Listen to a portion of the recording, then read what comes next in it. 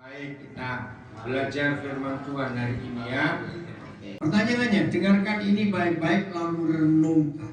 Ya, karena kalau kita bisa menjawab pertanyaan ini, percaya hidup kita itu pasti akan berubah. Ya, pertanyaan penting ini. Menurut saudara, manusia atau binatang yang lebih menurut Tuhan dan yang gak bisa melawan Tuhan? Binatang, betul? Yakin? Nah, kalau kita jadi binatang itu. Binatang itu nggak pernah bisa melawan Tuhan. Mereka nurut betul-betul. Siapa pernah ngikuti 2 tahun lalu bulan Maret juga kan ada gerhana matahari total. Bisa ingat ya? Dan itu gerhananya mulai jam 7 pagi. Nah, beberapa kali ada gerhana, saya tuh suka mempelajari tentang binatang-binatang itu. Jadi waktu gerhana itu ada, kenapa banyak saintis-saintis, ahli-ahli ilmu pengetahuan? Ini anak-anak muda ya, anak-anak kecil juga belajar. Tolong papa mama ajari anak-anak kita untuk mengerti konsep ini. Ajar. Oh, itu penting sekali. Ya, ilmu pengetahuan itu penting. Tolong papa mama, berbahagialah papa mama kalau anak-anak saudara itu suka nonton film-film pendidikan.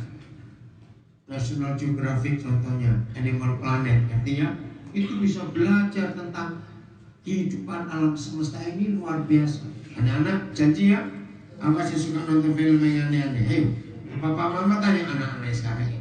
Oke, mengapa kalau ada gerhana matahari itu jauh lebih banyak para ahli yang meneliti daripada gerhana bulan?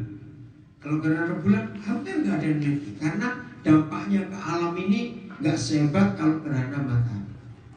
Nah, gerhana matahari yang terakhir terjadi di orang Jakarta khususnya itu Maret 2017 yang lalu. Dan itu dampaknya luar biasa. Jam 7 pagi gerhana dimulai.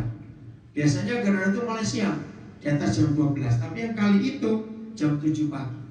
Nah, apa yang diteliti oleh para ahli adalah makhluk hidup yang bukan manusia tapi binatang. Ada binatang malam dan binatang siang, ya atau tidak? Ya.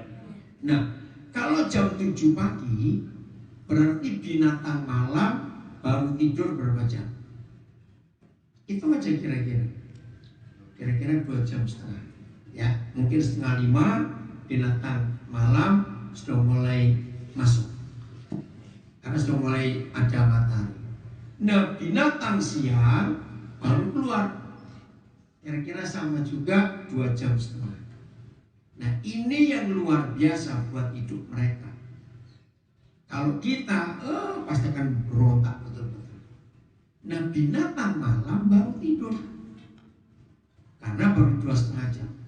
Nah, binatang siang baru bangun dan baru cari makan. Ketika fenomena alam terjadi, matahari gelap lagi. Nah, yang binatang malam ini kaget nggak? Jawab, kaget nggak? Kenapa kaget? Nah, kok gelap lagi? Betul? Nah, yang binatang siang pasti berontak, belum kenyang. Dengan baru 2,5 jam, ngerti nggak maksudnya? Saudara, tolong yang belum pernah ngerti soal gerhana matahari ini, setelah dengar saya ngomong ini, saudara cari fakta, itu luar biasa. Nah, binatang malam ketika mereka lihat alam gelap lagi, mereka nurut loh. Mereka masuk lagi ke persembunyiannya. Nah, yang binatang malam keluar, yang binatang siang masuk, baru 2,5 jam. Nah, terus yang lebih hebat lagi, ayo siapa yang tahu kira-kira paling lama gerhana matahari itu berapa jam? Kira-kira, ini nggak pernah belajar masalah. Awas ya. Ayo kira-kira berapa jam? Tebak aja lah, salah nggak apa-apa. Daripada nggak jawab. 1 jam. Bisa lebih, ya antara 1-2 jam tergantung. Oke, ngambil aja 1 jam.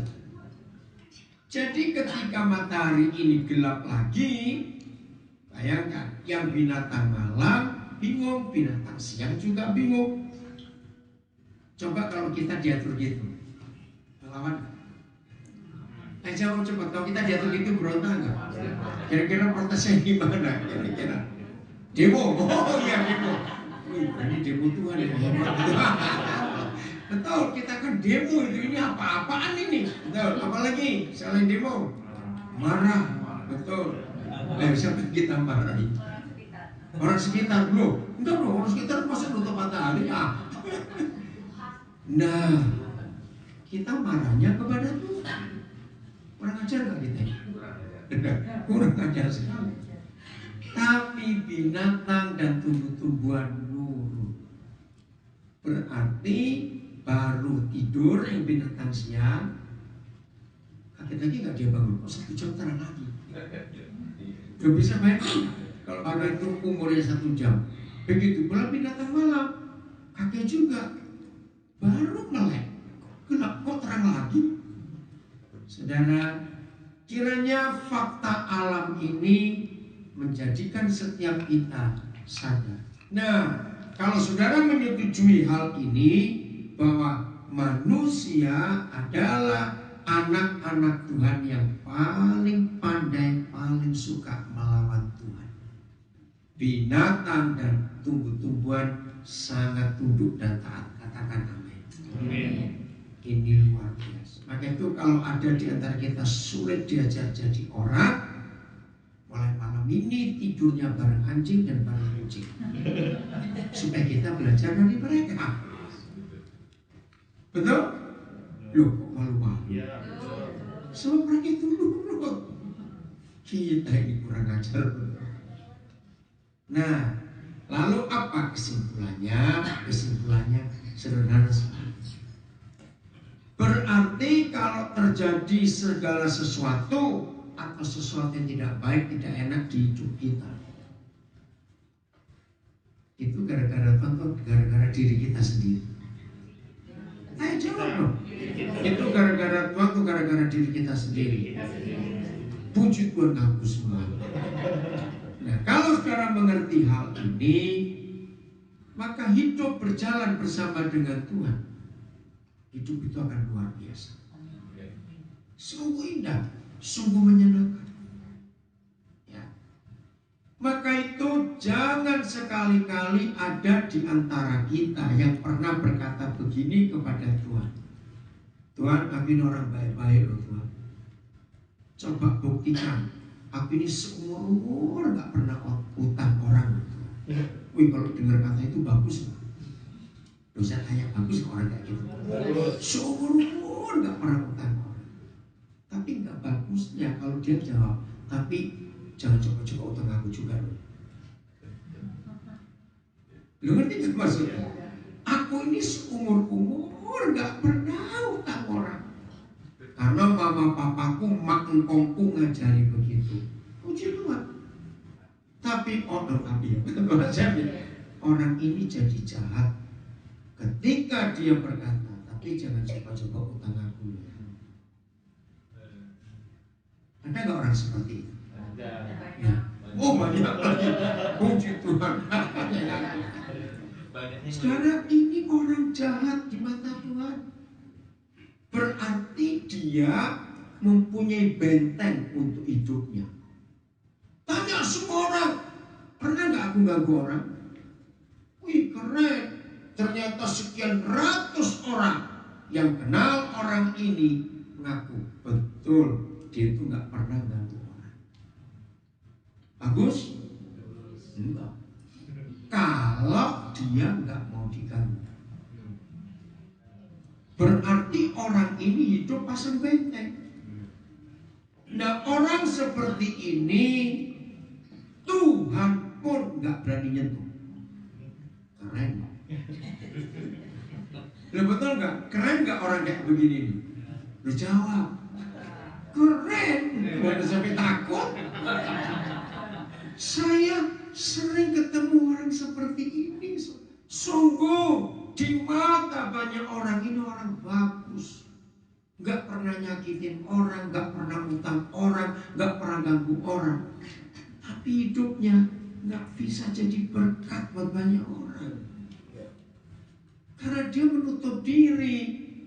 Nah, yang lebih celaka lagi, Tuhan pun sampai gak berani nyentuh. Nah, ini yang gak berani. Pernah gak ketemu orang seperti itu? Maaf, sebelum kita melihat orang lain, ayo lihat diri kita sendiri. Kira-kira aku ada di wilayah itu enggak dalam hidup ini? Satu-satunya orang di dunia yang memberitahu manusia di dunia bagaimana kondisi manusia akhir zaman itu hanya Paulus. Tidak ada orang lain di dunia yang pernah menulis. Dan ini kita harus belajar. Kita buka 2 Timotius 3 ayat 1 mulai. Saudara perhatikan judulnya. Ini ngeri sekali. Ketika orang-orang yang berkata dirinya baik, tapi ternyata belum tentu baik di mata Tuhan. 2 Timotius 3 ayat 1. Judulnya apa? Keadaan manusia. Nah, keadaan manusia kapan? Di akhir zaman. Kapan akhir zaman itu? Sekarang. Ayo kita sambil membaca firman ini, termasuk yang di rumah ya, sambil baca firman ini, rendahkan hati. Kalau kita yang termasuk dalam daftar itu, ayo kita. Nanti ini langsung kesini kamu, ke depan di sini. Tidak apa-apa, langsung. Cek, ada teman. Sudah? Kita baca sama-sama ayat 1 mulai. 1, 2, 3. Ketahuilah pada hari terakhir. Kapan hari terakhir itu? Sekarang. Akan terjadi, akan datang masa yang sukar. Betul?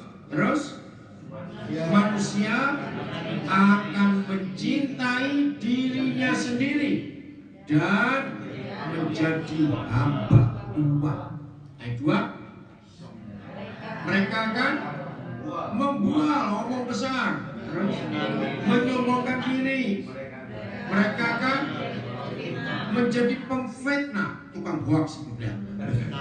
Terus apa lagi? Mereka akan berontak terhadap orang tua, terhadap aturan. Terus dan nggak tahu berterima kasih, tidak menganggap agama atau nggak takut Tuhan. Nah, sisanya baca sendiri juga. Sampai ayat itu saja, kalau kita melihat firman ini, kondisinya mengerikan.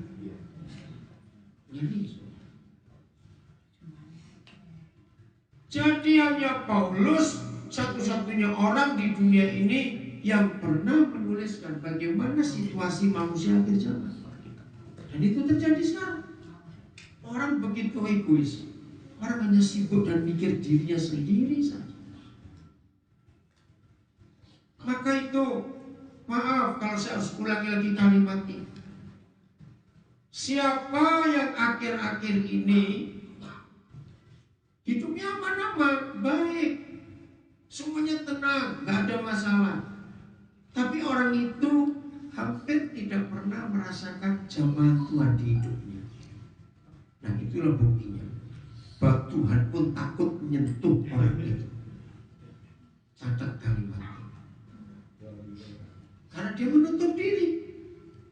Kita lihat contoh Wahyu 3 ayat 20. Inilah bukti bahwa Tuhan itu kalau kita batasi, dia pun terbatas. Setuju kalimat ini?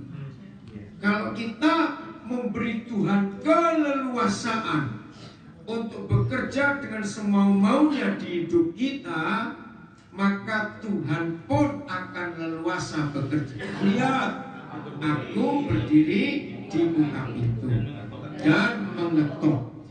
Jikalau ada orang yang mendengar suaraku dan buka pintu, maka aku akan masuk mendapatkan dia, dan aku akan makan bersama dia dan dia bersama aku. Saudara perhatikan firman ini. Kita pakai logika Tuhan. Kalau pintunya nggak dibuka, kuncinya nggak dibuka juga, yang namanya Tuhan bisa masuk nggak? Bisa. Betul nggak? Dia Tuhan kok, masa nggak bisa? Tapi ini rahasianya. Kenapa dia harus tunggu orang yang buka pintu? Berarti artinya Tuhan itu sopan. Kalau kita batasi diri, Tuhan nggak bisa masuk. Ya udah, dia cuma di batas yang kita pasang. Ini yang luar biasa. Maka itu sekali lagi saya katakan, kalau sampai hari ini masih ada saudara-saudara yang pernah berkata begini, aku ini rajin berdoa, doa puasa iya, doa pagi iya, doa malam. Aku ini aktif pelayanan, bahkan persembahan per bulan pun aku ini rajin. Tapi rasanya kenapa kok gak ada Tuhan di hidupku? Kenapa doaku kok seperti mental lagi sampai plafon balik lagi? Pernah ada yang ngomong seperti itu? Apakah ada tambahan kurang baik apa aku ini? Hari ini jawabannya ketemu. Berarti orang itu memberi batas untuk Tuhan bekerja di hidup. Jangan pernah minta Tuhan bekerjalah di hidupku. Tapi kalau kita nutup diri terhadap Tuhan, dia nggak bisa masuk. Nah yang paling penting kita lihat nanti ya, nggak sempat buka semua di sini. Wahyu 3 ayat 20 dan di atasnya juga sebelumnya. Itu perikopnya gereja Laodikia, betul tidak? Nah ini lebih aneh lagi. Gereja itu kan rumahnya Tuhan, bukan gedungnya artinya ya, betul? Nah lucu nggak kalau Tuhan Yesus mau pulang ke rumah sendiri, ketok pintu, cari orang yang bisa bukakan? Jawab, lucu nggak? Lucu. Jadi jaga rumah yang kurang ajar. Masa orang yang punya rumah pulang sendiri kunci pintu? Karena ini kebenaran luar biasa. Dan itulah bukti. Kalau saudara pernah belajar 7 gereja, ya dari pasal 2, pasal 3 kita maju itu 7 gereja. Seorang hamba Tuhan namanya Watchman dari Tiongkok, dia sudah meninggal tahun 72 yang lalu. Dia menulis buku bahwa surat kepada 7 gereja itulah buat Tuhan untuk gereja akhir zaman. Maka gereja di akhir zaman sebelum Tuhan Yesus datang persis modelnya seperti gereja Laodikia. Artinya aktivitasnya banyak, kegiatannya luar biasa. Di situ suratnya berkata kamu kaya, tapi gak ada Tuhan di dalam. Saya harus ngomong hal ini. Percayalah saudara, ketika gereja itu isinya banyak orang kaya, gak perlu Yesus, orang pasti datang. Loh kok bisa? Karena orang yang punya duit banyak, gereja yang punya uang banyak, itu bisa beli sound system yang empuk, yang enak, bisa beli sound yang bagus, bisa beli AC yang enak, kursi yang enak, semuanya. Maka orang jadi betah. Gak perlu Tuhan hadir. Terus berani gaji pemusik-pemusik yang hebat, WL-WL yang luar biasa suaranya, talentanya hebat. Jawab pertanyaan saya. Gak perlu Yesus, gereja itu pasti ramai. Karena banyak entertain. Betul gak? Nah itu gereja Laodikia. Dan itu gereja akhir zaman ini. Ngeri saudara. Kalau saya pakai istilah gampang, gambar Yesusnya banyak, tapi gak ada Yesusnya. Karena Yesusnya di luar. Tunggu ada yang buka pintu untuk bisa masuk. Kalau kita baca kembali ke 2 Timotius 3 tadi, itu yang Paulus maksudnya itu orang-orang Kristen. Karena suratnya kepada Timotius, kepada gereja-gereja yang dilayani oleh Timotius. Jangan berkata kalau kita baca 2 Timotius 3 kondisi manusia akhir zaman itu orang yang belum percaya Yesus. Tidak. Kita ada di dalam gereja. Maaf saya tanya, banyak nggak pendeta-pendeta yang khotbahnya bagus tapi hidupnya egoisnya luar biasa? Nah, lihat ini.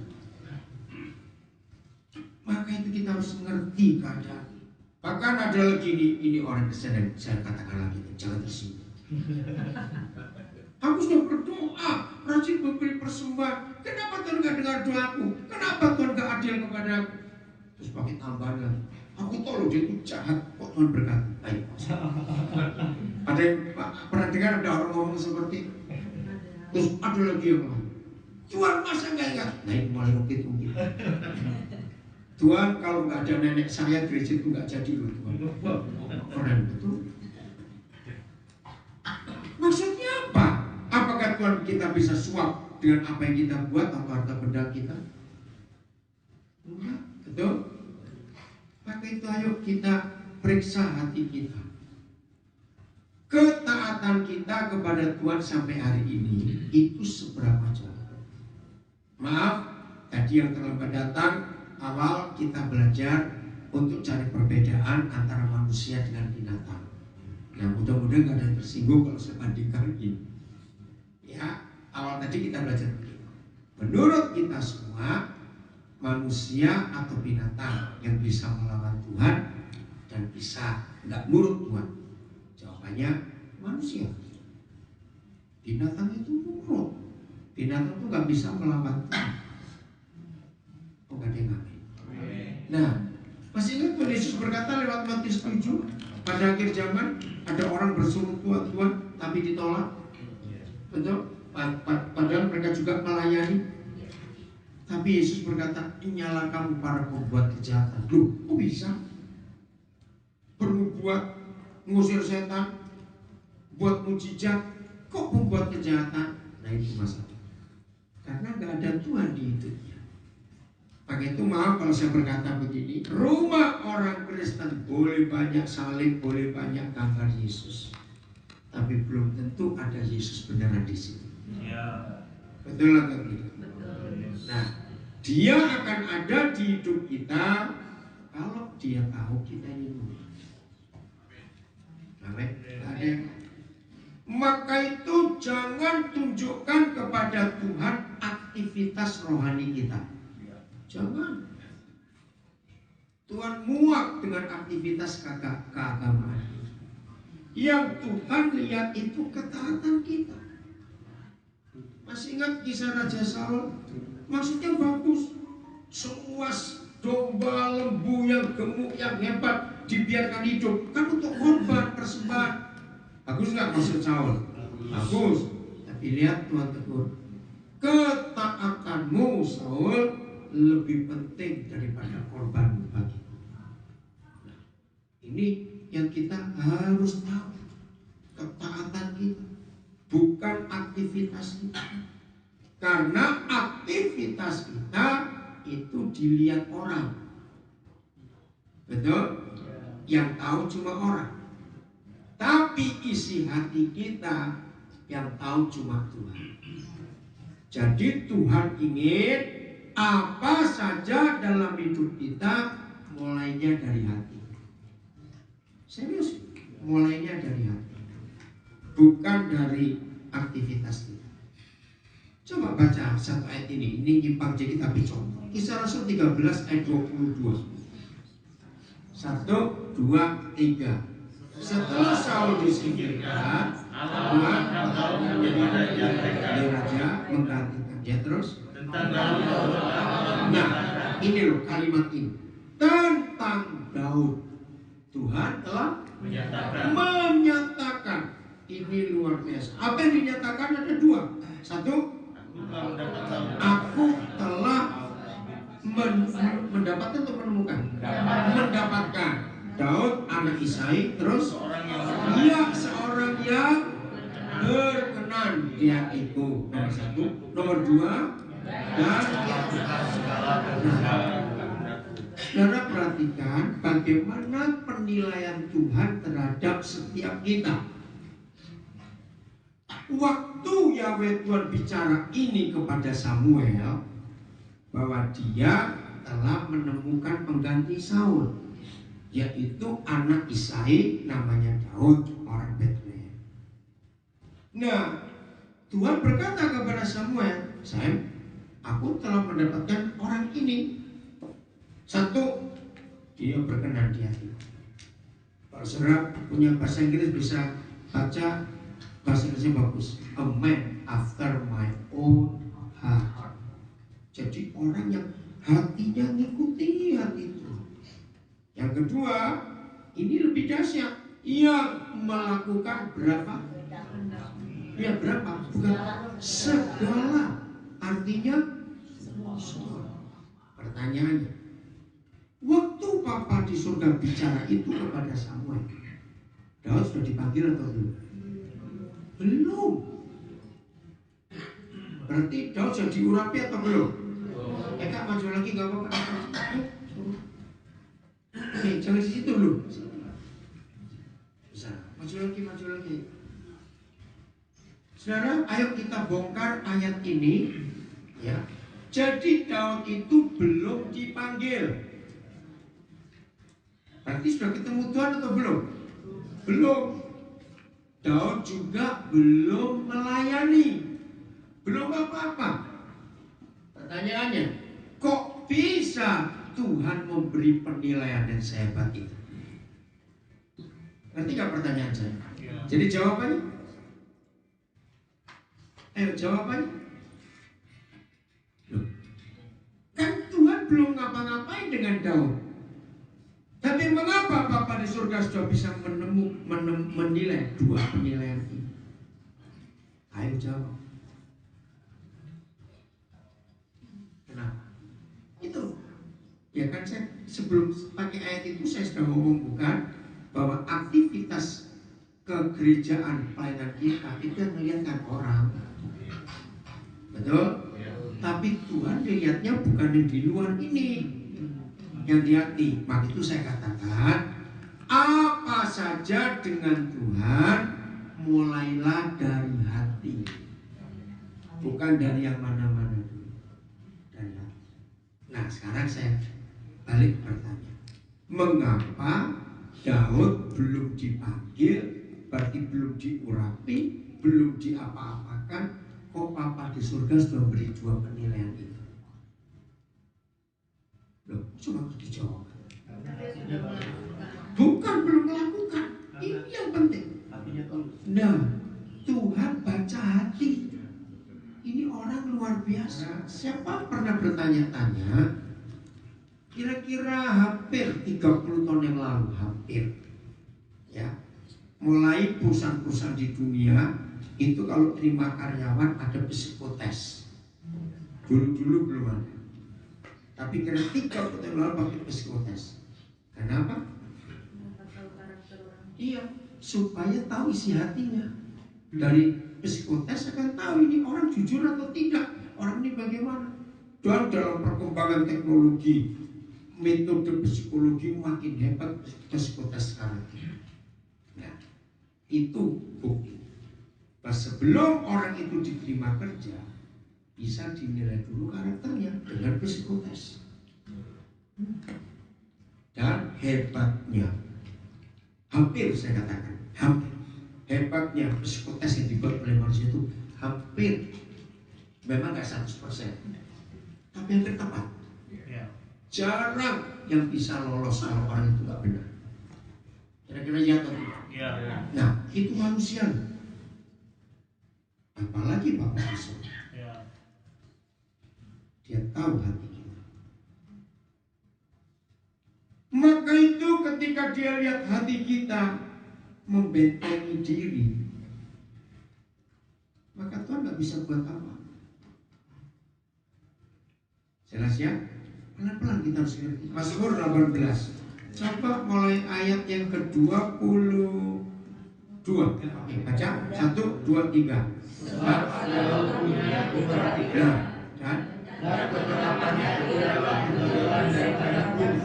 ayat 23 yang tahu cuma Tuhan dengan kita. Kita bisa ngomong ke orang lain di sekitar kita. Oh, aku ini taat kepada Tuhan, hukumnya aku perhatikan, ketetapannya aku lakukan. Bisa nggak kita ngomong seperti itu? Bisa. Tapi Tuhan yang tahu. Oke, ayat 24. 1, 2, 3. Aku berlaku tidak bercela di hadapanmu dan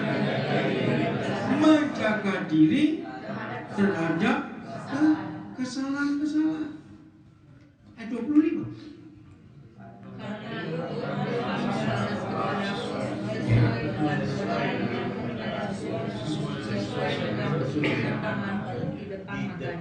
Kita ulangi lagi ayat 20 ini luar biasa. Maka itu Tuhan membalas kepadaku sesuai dengan kebenaranku dan sesuai dengan kesucian tanganku di depan matamu. Jadi tunilah sampai sedalam itu.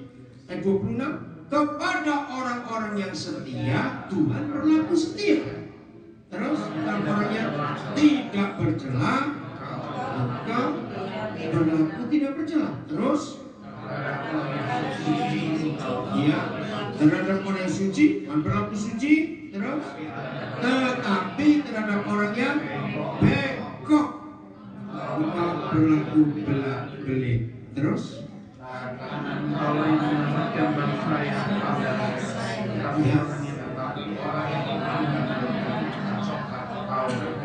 orang memenang dengan congkak kau rendahkan. Saudara perhatikan, pada orang yang suci Tuhan berlaku suci, tapi pada orang yang bengkok dia bisa belat-belit loh. Saya tuh bingung lihat. Aneh nggak mendengar Tuhan bisa belat-belit? Maka itu tergantung hati kita. Kenapa di dunia nggak ada hakim yang adil? Karena tidak ada orang tahu isi hati orang.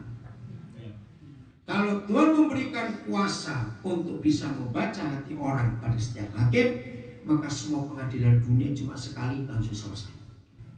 Lihat tadi. Karena yang dihakimi kan perbuatan dalam hati. Orang congkak itu orang yang nggak butuh Tuhan karena merasa diri baik. Itu orang congkak. Maka itu kenapa ada Lukas pasal 7 ketika perempuan yang berdosa mengurapi Yesus, masih ingat itu? Ingat? Terus Simon orang Farisi yang mengundang Yesus, kan dia protes. Masa kamu nggak tahu ini orang siapa? Betul nggak protes? Masa kamu nggak tahu? Yesus tahu tidak? Tahu. Nah, ini jawabannya.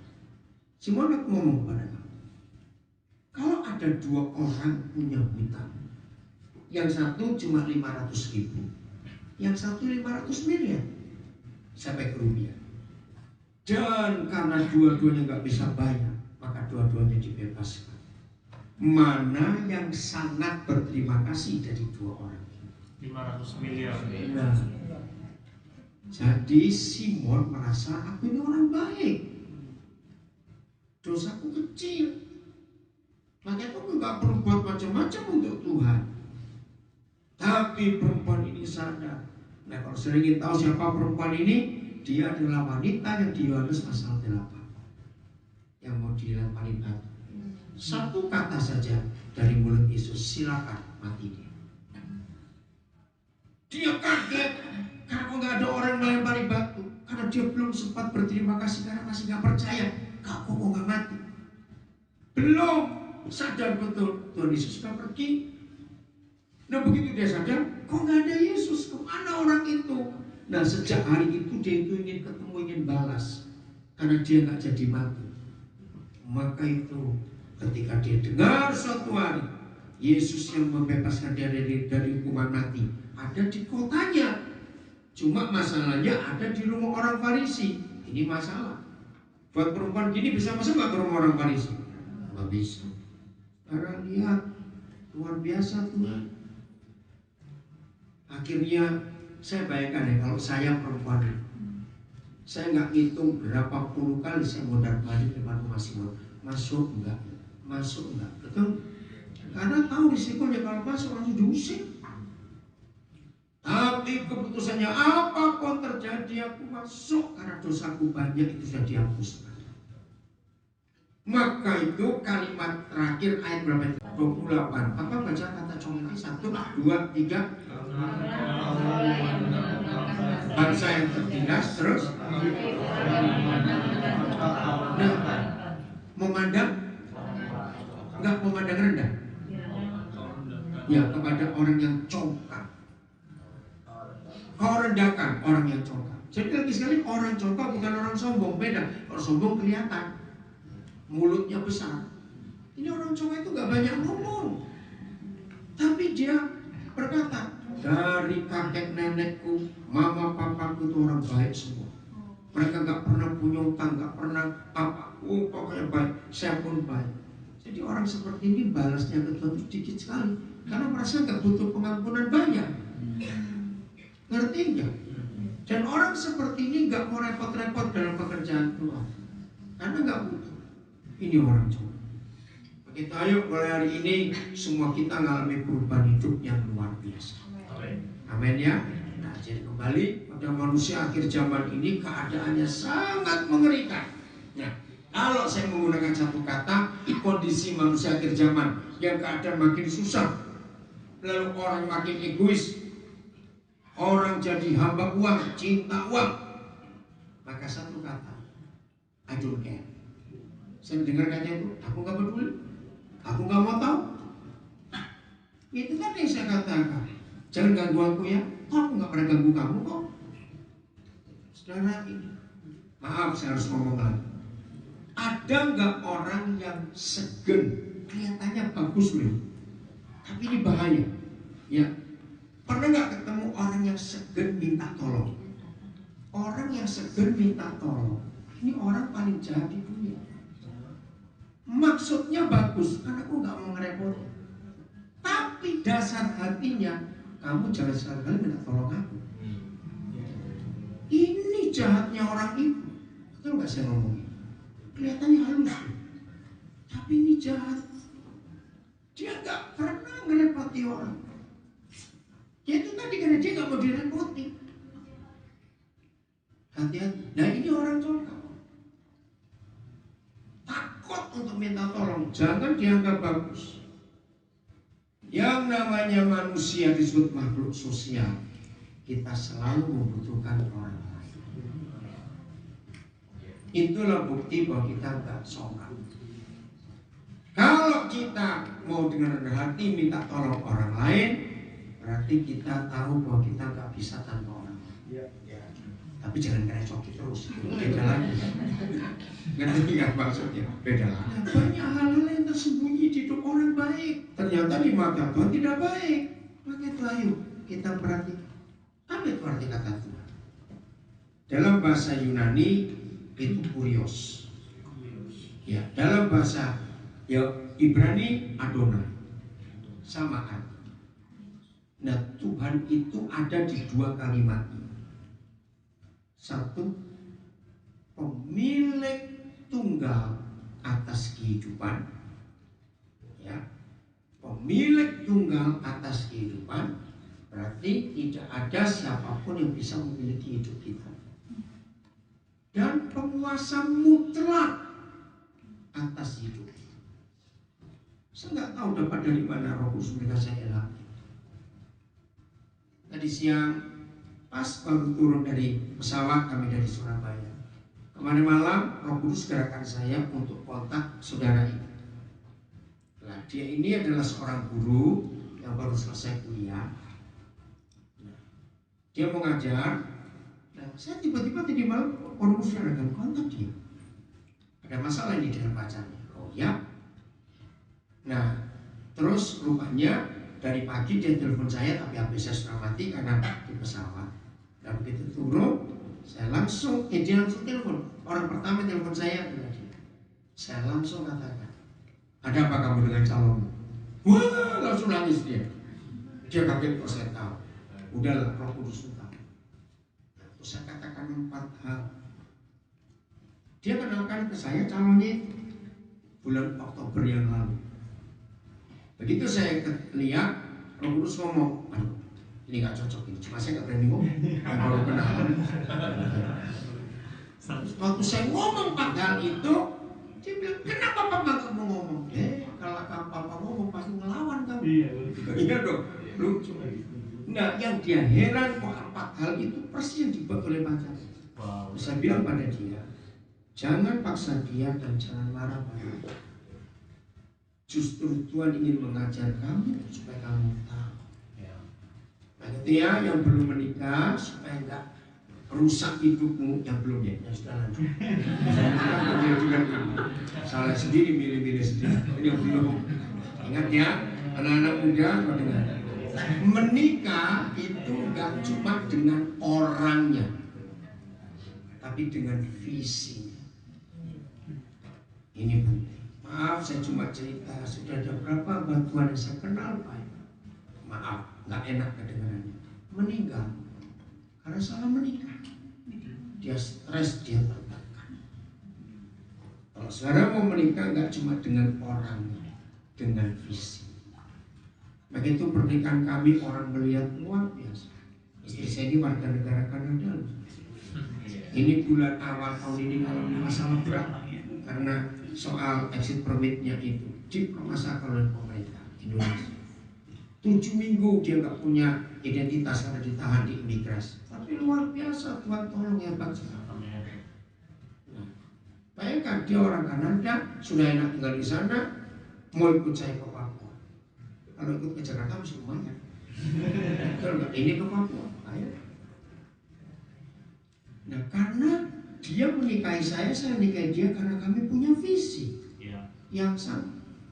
Itu penting sekali. Lagi sekali yang sudah menikah jangan dengar ini. Saya nggak boleh dengar ini. Yang belum saja ya, yang belum dengar pakai. Ya. Jadi siapa Tuhan tadi? Awas. Pemilik tunggal atas hidup dan penguasa mutlak. Itu luar biasa. Tapi lagi sekali Tuhan nggak bisa maksa kita. Kalau kita tidak memberi 100% keleluasaan untuk dia berkuasa mutlak atas kita, ya Tuhan hanya berkuasa atas area yang kita berikan kepada dia. Oke, saya beri contoh. Ini contoh nyata ini, berapa puluh tahun yang lalu saya ada di pedalaman Kalimantan Tengah. Itu kami harus naik ke Tinting ya, lewat 3 sungai berbeda. Tahun itu belum ada jalan, sekarang sudah banyak. Saya retreat anak-anak muda. Wah, seru benar. Saya tanya pada anak-anak muda. Ada satu yang bilang, saya pakai ayat itu, Filipi 2 ayat 21, hidup ini Kristus, mati itu keuntungan. Nah, kira-kira siapa di antara kalian ingin satu hal sebelum mati? Ada satu anak pedalaman ini, listrik aja nggak ada, jadi nggak pernah lihat TV. Sebelum mati saya ingin lihat New York. Kamu tahu dari mana? Rupanya ada misionaris Amerika dari New York yang pernah masuk ke kampung mereka. Jadi anak ini tuh punya, berarti New York itu hebat ya. Kok sampai ada orang hebat seperti ini? Nah, saya tahu alasannya. Oke, terus saya ngajar lagi. Sekarang saya tanya, siapa di antara kalian yang berani ngomong? Ada 1 atau 2 area saja di hidupmu yang tidak pernah bisa kamu serahkan kepada Tuhan. Saya tanya dengan berapi-api. Ada 1 anak muda, wah dengan apa ya, kayak yang apa iba begitu cerita. Ada 1 om yang saya nggak pernah serahkan. Saya ini begini. Saya pikir mau apa itu? Apa itu? Jodoh om. Ya, saya tanya, kenapa kok kamu nggak berani serahkan itu ke Tuhan? Itu penguasa, pemilik tunggal, penguasa mutlak. Jawabannya ini loh, saya belajar sampai hari ini. Rupanya masih banyak anak muda juga seperti itu. Takut dikasih yang jelek. Duh, masuk akal gak ini? Masuk akal. Apa sih kamu yang muda-muda begitu? Ini manusiawi. Tapi sungguh sejak hari itu saya belajar. Ternyata ada area-area tertentu di hidup kita yang kita masih batasi. Ini urusan Tuhan, jangan ikut campur. Dan percayalah, kalau Tuhan tahu ada area atau wilayah di hidup kita yang itu milik kita, dia sopan. Dia cuma ketok, aku boleh masuk. Kalau enggak ya sudah, dia di luar terus. Itu Tuhan. Nah, apa kesimpulannya? Jangan saudara kaget, karena banyak orang nggak bisa terima. Kesimpulan, ternyata Tuhan itu tidak bisa maha kuasa kepada manusia. Dia itu maha kuasa kepada Allah. Renungkan. Loh, iya atau tidak? Iya atau tidak setan? Jangan ragu jawab kamu. Kalau dia maha kuasa terhadap manusia, maka gak ada dosa di dunia. Itu juga saya ngomong. Siapa pernah berpikir kalau Tuhan maha kuasa ya, waktu Hawa tangannya mau sampai ke buah itu, terus Tuhan buat stroke. Lu bisa tidak? Bisa sekali. Kenapa dia nggak mau? Ayo jawab, kenapa dia nggak mau? Nah, karena dia tahu kita ini punya hak sendiri untuk menentukan. Walaupun risiko Tuhan berat setelah itu terjadi. Betul nggak? Akhirnya rusaknya sampai hari ini, dan dia harus mikul sampai hari ini. Maka itu ayo mulai hari ini sudah sungguh-sungguh hidup dengan Tuhan harus serius dan benar. Periksa nanti sebelum tidur, adakah area-area yang kita belum serahkan kepada Dia. Jadi Mazmur 18, kepada orang yang benar dia berlaku benar, pada orang yang setia dia berlaku setia, tapi pada orang yang bengkok dia bisa belat-belit. Yang masih berpikir Tuhan gak maha kuasa, tidak. Maka itu kalau kita sakit jangan minta sembuh dulu sebelum kita periksa hati kita. Kenapa kok sakit? Pasti ada penyebab. Nah, penyebab terbesar orang sakit karena mulutnya rakus. Betul tidak? Papa sudah memberikan peraturan yang ini jangan kamu makan. Nah, kalau yang dilarang kita makan, kita sakit, ya risiko tanggung sendiri dong. Betul? Ya loh, Tuhan tidak maha kuasa tadi loh. Itu hal yang luar biasa kita harus tahu ya. Ada? Ya, silakan mau tanya. Tuhan masih pikul salib sampai hari ini. Ya, masih menanggung risiko kita. Ya. Ya. Buktinya banyak masalah di dunia. Ya. Apakah Tuhan diam saja? Tidak. Dia sedih. Ketika anak-anak harus dibunuh, anak-anak kecil mengalami pelecehan, mengalami penderitaan, tentu sedih. Itu risiko karena dia membiarkan Hawa dan Adam jatuh dalam dosa. Tidak bertanggung jawab. Nah, untuk menanggung risiko itu Tuhan perlu kita gereja. Amin. Dia perlu kita gereja. Coba kita lihat ayat. Maka itu mulai hari ini dikit-dikit jangan nyalakan setan. Ya, setan itu gak usah disalahkan, dari dulu memang sudah salah. Jadi kalau kita nyalakan dia buang-buang waktu. Jadi kalau ada apa-apa di sekitar kita, kejahatan terjadi itu gara-gara kita, bukan gara-gara. Efesus pasal 1 ayat 22 dan 23. Saudara akan menemukan sebuah fakta. Ternyata apa-apa nggak harus Tuhan, katakan amin. Yes, Apa-apa nggak harus Tuhan. Maka kita harus berkata apa-apa itu ternyata harus kita. Serius, bukan untuk kita sombong. Seorang manajer itu akan disebut hebat bukan karena dia sekolahnya dari mana atau pengalamannya berapa, mimpin berapa perusahaan. Seorang manajer disebut hebat kalau dia bisa mendelegasikan tugas, membagi tugas. Bahasa aslinya job description. Betul ya? Itu baru manajer betul. Pemimpin betul juga begitu. Nah, banyak orang kalau saya pergi kemana mereka tahu saya melayani diri. Loh, kok kamu bisa ninggal-ninggal kerjaan besar? Nah, itu saya sudah mendelegasikan. Dan kalau saya delegasikan, saya percaya penuh kepada yang saya delegasikan. Saya enggak ingin campur-campur sudah. Kalau ada masalah berat, mereka baru kontak saya. Saya belajar dari Tuhan Yesus. Nah, Bapa di surga memberikan job description kepada Tuhan Yesus dan kepada gereja setelah Tuhan Yesus naik ke surga. Jadi Efesus 1 Itu penulisan keadaan Tuhan Yesus dan gereja setelah Tuhan Yesus naik ke surga. Baca 22, 1, 2, 3. Dan segala sesuatu telah diletakkannya. Nyanyi huruf besar bukan? Ya. Siapanya itu? Bapa di surga. Oke, di bawah kaki Kristus. Terus dan dia telah diberikannya, Bapa memberikannya kepada gereja sebagai kepala. Nah, ini job desk-nya. Jadi Tuhan Yesus begitu naik ke surga, itu posisinya cuma kepala saja. Ini job description. Menjadi kepala bagi gereja untuk segala yang ada. Lalu ayat 23, gereja apanya? 1, 2, 3. Jemaat yang adalah tubuhnya, yaitu kepenuhan dia yang memenuhi semua dan segala sesuatu. Nah, terjemahnya agak bingung sudah.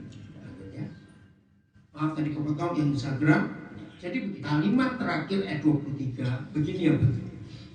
Sehebat-hebatnya kepala tanpa tubuhnya ada artinya enggak? Itu job description. Berarti menurut ayat 23 Efesus 1, semenjak Tuhan Yesus naik ke surga, segala urusan di dunia, catat, segala urusan di dunia itu bukan urusan dia lagi. Siapa yang ngurus? Kita. Tubuhnya, gerejanya. Iya. Karena pembagian tugas. Maka itu kenapa Tuhan Yesus nggak datang-datang, dan sampai hari ini masih banyak orang yang bertanya. Karena dia berkata anak itu nggak tahu kapan datang. Karena tahun 7 bulan saya pernah belajar. Saya tanya gini, Tuhan, ini jangan guyon. Tuhan menyuruh kami menanti kedatangan. Tapi yang kami nanti nggak pernah tahu datangnya kapan. Ternyata jawabannya ada di ayat ini salah satu. Dia akan datang, gabungkan dengan perkataannya di kitab Injil. Serigala punya lubang, burung punya sarang, tapi anak manusia nggak punya tempat untuk meletakkan kepalanya. Kalau kita ngerti job description yang Papa beri antara Yesus dan gereja, maka jawaban firman Yesus nggak punya tempat untuk meletakkan kepalanya karena dia akan datang, tunggu tubuhnya sudah beraturan belum. Kalau tubuhnya belum utuh, kepala nggak akan datang, mau ditaruh kemana? Jadi Tuhan Yesus tunduk pada peraturan job description yang Bapak buat. Dia tunduk. Berarti kita ini agak tunduk. Baca 22. Berapa hal yang sudah diletakkan di bawah kaki Kristus? Segala sesuatu. Nah, nanti tolong baca di rumah mulai ayat 19. 19, 20, 21. Itulah daftar segala sesuatu. Itu hebat sekali. Jadi setan-setan, kekuasaan, penyakit, apa saja secara de jure, kata de jure ya, yang tertulis sudah di bawah kaki Kristus. Tapi de facto-nya belum. Karena gereja masih berantakan, belum bersatu. Soalnya ini luar biasa. Nah, kalau sudah ada kata segala sesuatu, berarti ada lain nggak yang nggak masuk segala sesuatu? Tapi faktanya di hidup kita sekarang ini sudah berapa kasus-kasus kejahatan terjadi ketika kita tidak melakukan tugas kita. Anatomi tubuh manusia. Berarti untuk mengalahkan setan-setan menurut job description yang Papa kita buat untuk Yesus dan gereja, itu tugas Yesus atau tugas kita? Kok bisa? Tanya, kakinya itu ada di mana? Tubuh, yang betul. Bukan di bawah, oke? Dengar Bapak. Spontan ya, nggak apa-apa, oke? Nah, setelah saudara mengerti firman ini, harus apa-apa jangan lari ke Tuhan Yesus. Itu salah besar. Mulai hari ini setelah kita ngerti firman ini, apa-apa yang di dunia itu urusan kita. Ya. Yes. Bukan urusan Tuhan Yesus lagi. Berarti kalau setan-setan masih merajalela sampai hari ini, yang salah siapa? Jangan bersuruh Tuhan Yesus tolong, Tuhan Yesus hancurkan. Pusing harus dengan itu. Karena dia nggak bisa melanggar job description yang papanya buat. Setan-setan itu urusan kita di dunia. Kok nggak berani amin sih? Semua masalah hidup ini urusan kita, bukan urusan Tuhan. Maka itu kalau saudara dengar ada orang susah, jangan berdoa kepada Tuhan, itu ngapur. Kita yang turun tangan untuk buat sesuatu, bukan di Tuhan. Apalagi yang kalau doa makan masih salah. Masa hanya tiap kali doa makan saja tinggal Tuhan anget, tinggal janda-janda anak yatim, fakir miskin. Itu kurang ajar betul. Itu cuma ingat saja, tapi nggak berbuat apa-apa. Lebih kurang ajarnya lagi. Urut Tuhan berkati mereka. Itu di otak orang Kristen itu berarti di surga ada delivery. Iya tuh, go. Lo betul nggak? Kan suruh Tuhan yang memberi makan orang itu ngawur. Itu kan tugas kita. Betul? Jadi doanya kalau lagi makan bukan begitu, awas kelarin doa sama. Terima kasih Bapak, kau kenyangkan kami. Ketemukan kami dengan orang lapar. Kami akan bahagia. Itu betul. Setuju? Iya, itu tugas kita. Gara-gara firman ini saudara, saya punya konsep. Kalau sampai ada orang mati bunuh diri yang patut dan wajib disalahkan adalah orang Kristen yang rumahnya dekat dengan rumah korban. Betul atau tidak? Kenapa? Ini serius. Kenapa kalau ada orang mati bunuh diri yang patut dan wajib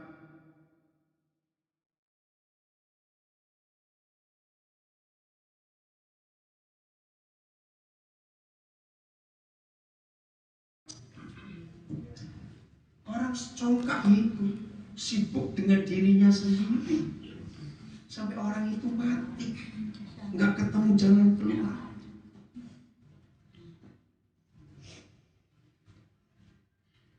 Jadi mulai hari ini dikit-dikit jangan bilang Tuhan tolong, salah.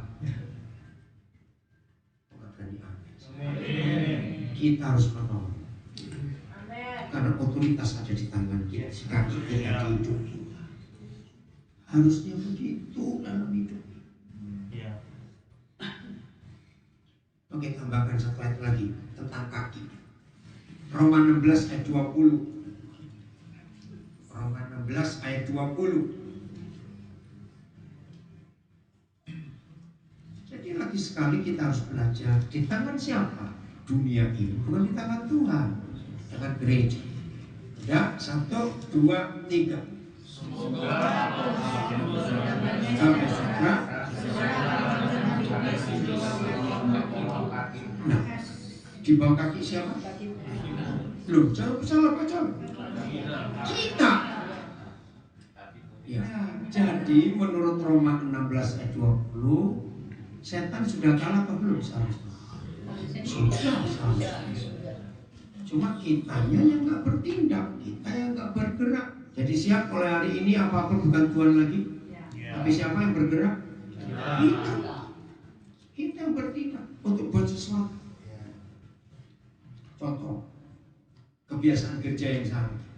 Saudara, ayo kita doakan. Ada keluarga A mau cerai. Biasanya doa kita gimana? Ayo. Berarti nggak pernah doakan orang itu. Biasanya doa kita gimana kalau kabar ada keluarga mau cerai? Ayo dong, cepat jawab. Karena saudara nggak mau tanya, saya tanya. Ditanya nggak mau jawab, disuruh tanya nggak mau tanya, ya pulang aja sudah nggak mau. Oke, saya tanya. Kalau saudara dapat perintah, ayo doakan keluarga A mau cerai, doanya gimana sih? Iya, Tuhan, hentikan, Tuhan tolong, supaya gak cerai. Tuhan pusing dengar doa. Kan firman Tuhan jelas sudah berkata, aku benci perceraian. Ngapain kita latih dia lagi soal perceraian? Nah, tugas kita datang ke rumah keluarga itu, duduk bersama, bacakan firman Tuhan. Fungsi suami itu apa, fungsi istri itu apa, fungsi anak bagaimana. Bacakan hukum-hukum itu. Terus kita tanya, mana yang kalian langgar kok sampai mau cerai? Ngerti enggak? Itu cara firman Tuhan yang benar. Sembuhkan orang sakit atau doakan orang sakit? Sembuhkan. Betul.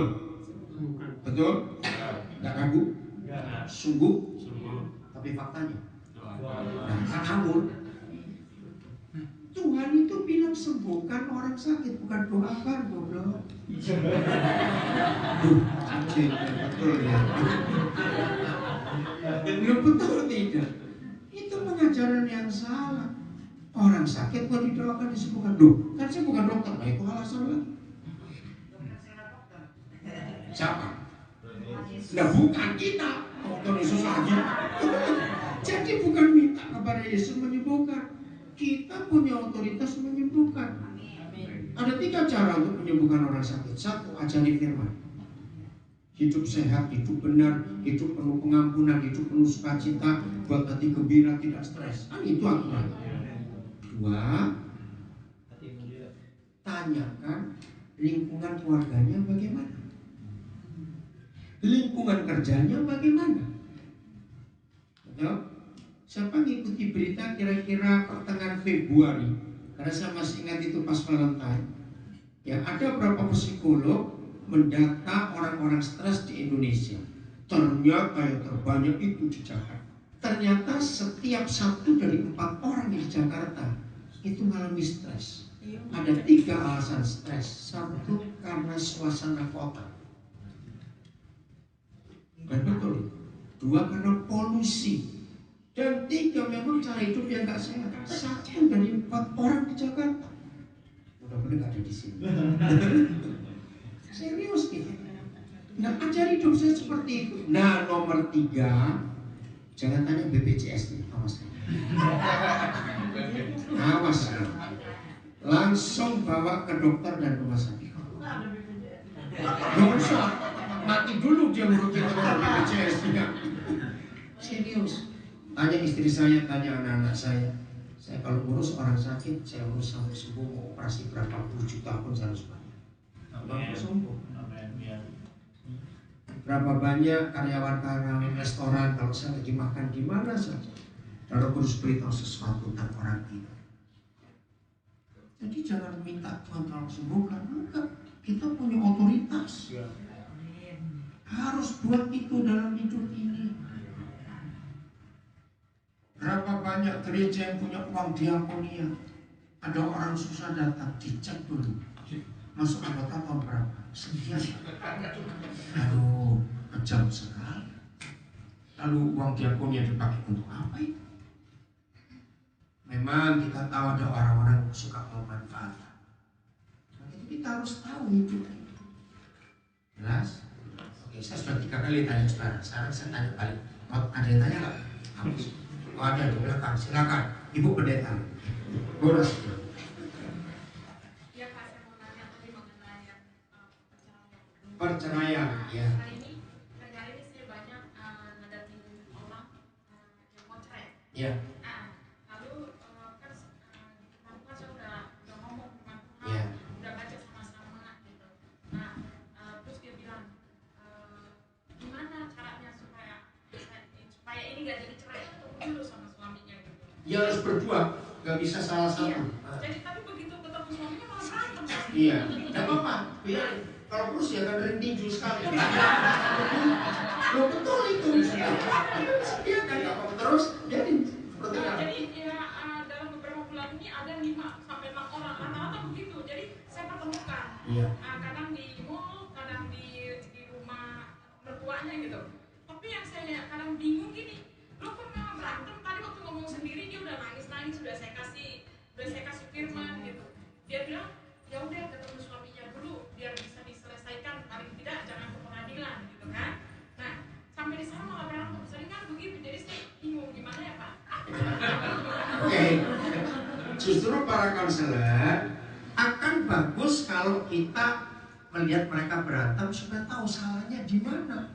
Ya. Itu malah bagus. Saya kalau ada orang mau, saya tunggu sampai capek terus. Dan serius supaya tahu di mana. Iya, tapi ditungguin di situ sambil kita pelajari di mana itu.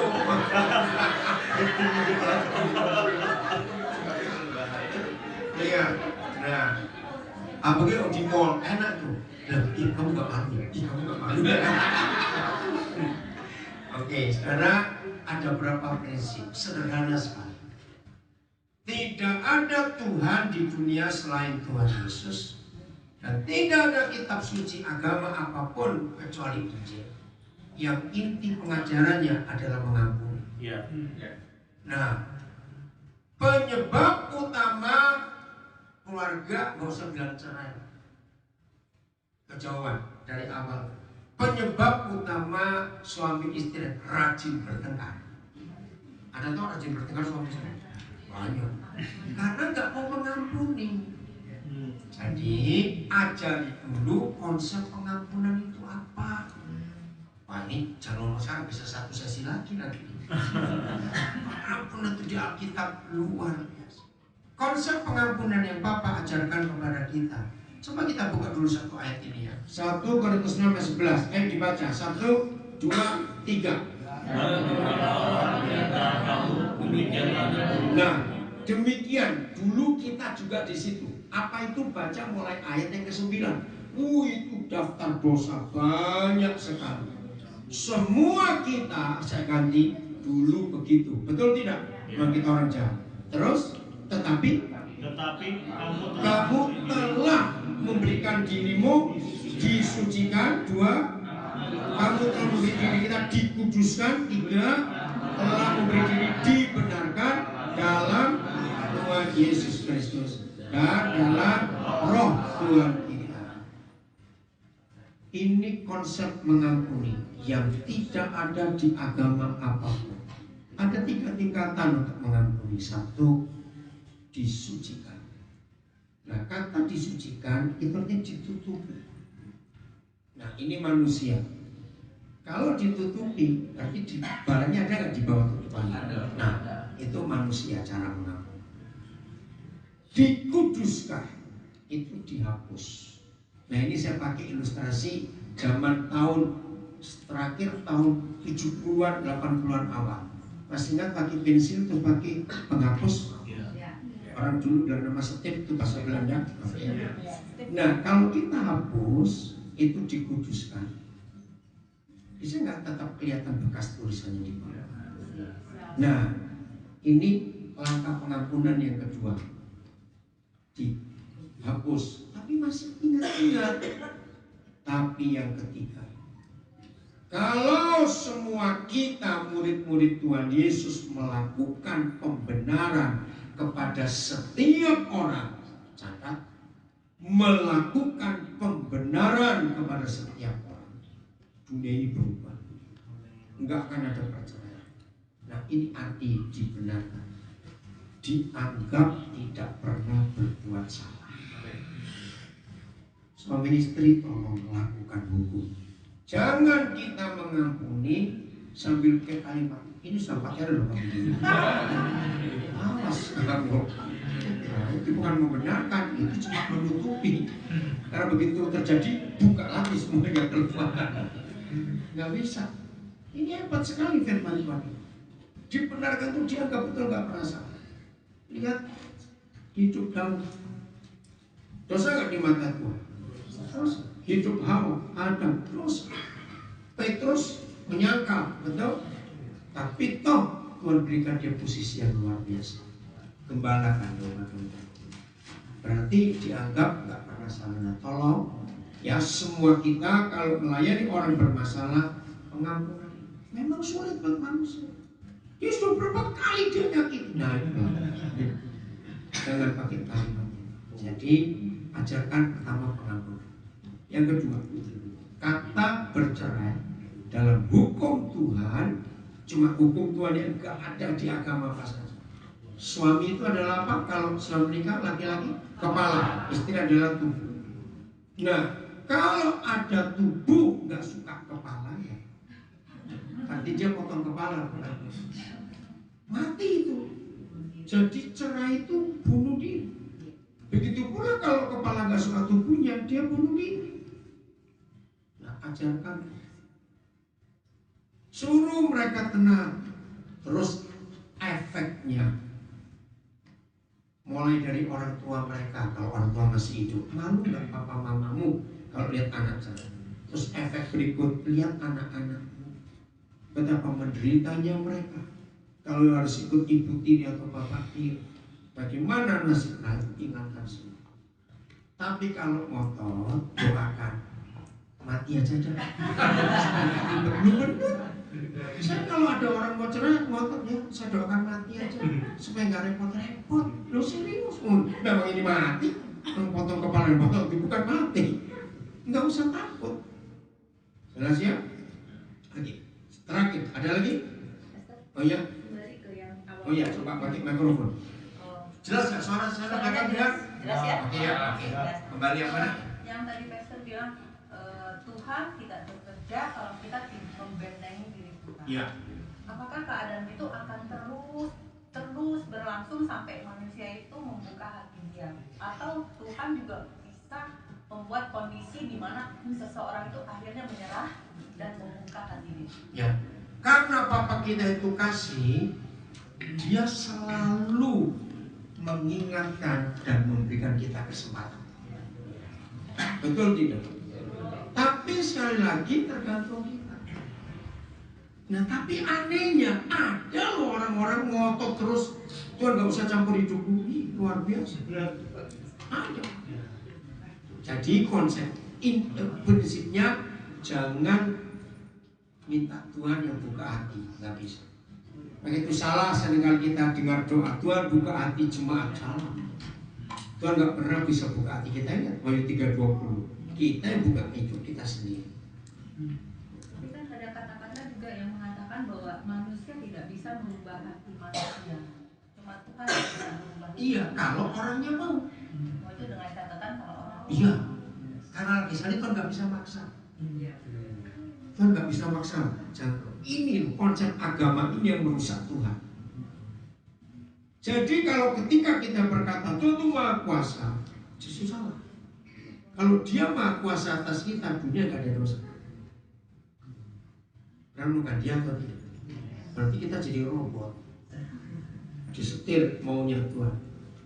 Berarti Tuhan tidak Maha Kuasa kalau kita memaksakan kehendak kita. Kita mau doakan sampai kayak apa saja, bukan Tuhan yang bukan. Kita harus mempengaruhi orang itu. Jangan minta Tuhan. Jadi kita dekati, kita nasihati. Ayo buka lagi. Kamu mau sampai kapan? Kok begini terus? Itu tunjukkan ayat-ayat tadi. Tuhan nggak bisa bekerja. Kita pun sudah berdoa loh. Mazmur 73 ayat 1. Nah, kita lihat ya, jawabannya ada di sini. Mazmur 73 ayat 1. Biarlah firman ini akan menjawab semua pertanyaan kita tentang Tuhan kita. Udah, Mazmur 73 ayat 1. Kita baca sama-sama. 1, 2, 3. Sesungguhnya Tuhan itu baik bukan pada semua orang, saya tambahkan. Tapi bagi mereka yang tulus hatinya, bagi mereka yang bersih hatinya. Kita boleh nyanyi sampai berbusa mulut ini, God is so good to me, to you. Dia nggak baik kalau kita nggak bersih hati dan nggak tulus hati. Ini masalah. Nah, untuk tahu bersih atau tidak, yang tahu cuma kita dengan Tuhan. Istri kita, suami kita nggak tahu, anak-anak kita nggak tahu. Anak-anak, kamu nggak tahu hati papa mamamu seperti apa. Saya ulangi lagi, ini gagalnya pengadilan di dunia. Nggak ada hakim yang adil karena nggak bisa baca hati orang, hanya Tuhan. Maka itu di pengadilan perlu saksi, tapi saksinya pun dibayar sekarang kan juga. Jelas ya? Oh ya, kenapa? Dari kepada konsep pengampunan. Ya. kita cuma nutupi kesalahan orang itu, begitu dibuat lagi, ingat lagi. Karena barangnya masih ada. Kita belum buang. Ayo, siapa yang rajin ngumpulin dosa orang? Ada enggak? Kan lebih baik ngumpulin ayat Alkitab daripada ngumpulin dosa orang. Jelas ya? Berubah ya mulai hari ini? Sungguh kalau dia masih bertanya, kok tuh begini ya kepadaku, kenapa enggak? Nah, periksa hati. Ada apa ya? Mana yang belum kita buka? Tuhan memberkati kita semuanya. Sampai ketemu besok.